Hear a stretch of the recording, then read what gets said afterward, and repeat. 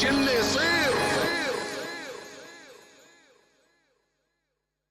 عندك؟ لا عندك انت، انا معطيك اياها، دورها عدل. يا ما خبيه خالية، دورها عدل. عندك؟ لا شنو هي يا جماعة؟ ورقة المطالب، البنود اللي طالبينها من قطر حصلناها وقلنا نروح عند ابو سالمين يقراها لنا. اي نعم، نبي نعرف ايش كاتبين ايش طالبين من قطر، قلنا عاد ما في غيرك اللي هو اللي يعرف يقرا، لكن للاسف ما ادري وين ضيعناها. يا حول الله ولا قوة. يا ريال من صدقكم انتو. موجودة عندي شفته. ضحكني. تكفى تكفى، اقراها لنا. واللي يسلمك، يعني لازم؟ واللي يرحم والديك. حاضر. هذه المطالب. اسكت عاد، لا تحكى، يقراها كلها. اقرا ابو سالمين.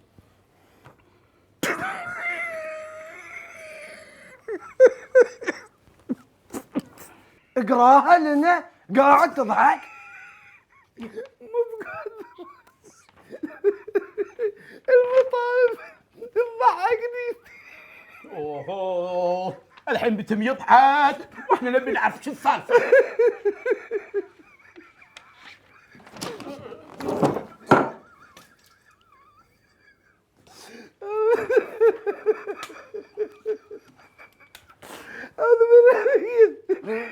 ما دام ضحك الحين مو بساكت.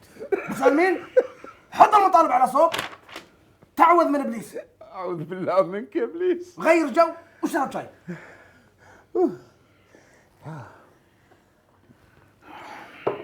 أعوذ بالله منك يا إبليس. هدوء.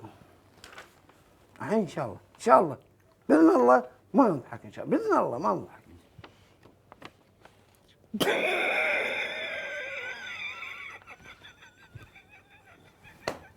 ما يصير كذي يا ابو سالمين. وبعدين معك.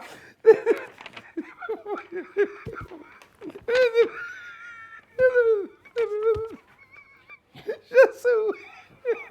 ضحكتني المطالب. كذي مو بخالصين، تدري؟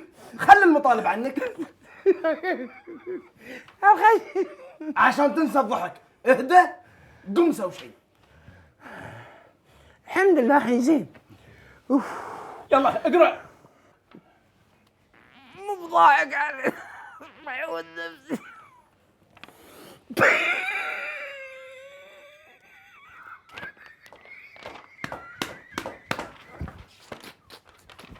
يا وبعدين معك يا ابو سالمين. لا تلومني غصبا عني. مطالبهم تضحكني، مطالبهم مطنزة. شو الفائده الحين اذا انت مو بقادر تقرا واحنا مو بقادر نفهم وش مطالبهم؟ يا ليش قطيتها؟ ما عرف لك يبون من قطر. أنا بقول لك شي يبون، بعطيك الزبدة مالت هالمطالب هذه كلها. تدري شي يبون؟